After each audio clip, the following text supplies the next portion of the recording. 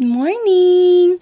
So ayan, nakatanggap nga po ako ng snacks from Japan. At eto nga po, at nakareceive na naman ako ng noodles at mga chocolates. Ibinigay nga po ito ng isa sa mga kaibigan ko. At favorite ko talaga tong noodles at nag-crave talaga ako ng gusto dito. Malasang-malasa naman kasi at siksik talaga.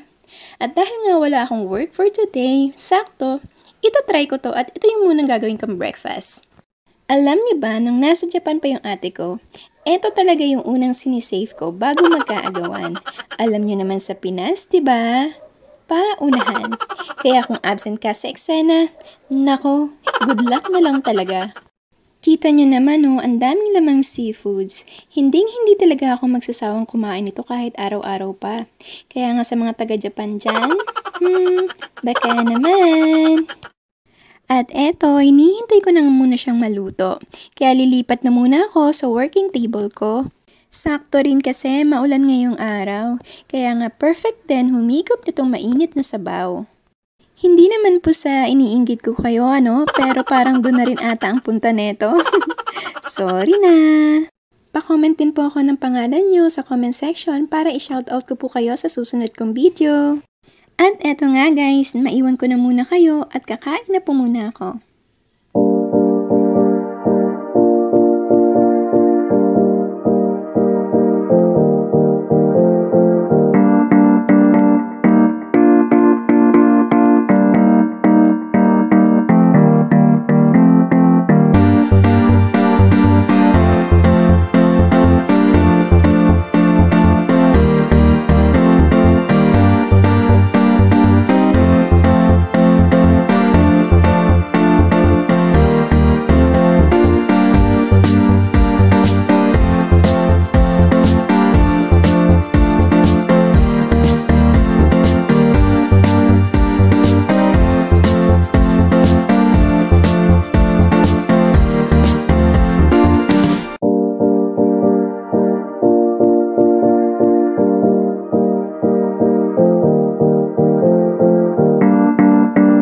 So ayan nga guys, sobrang sulit at satisfied nga ako dahil natikman ko ngayong araw yung noodles na pinagkikraban ko.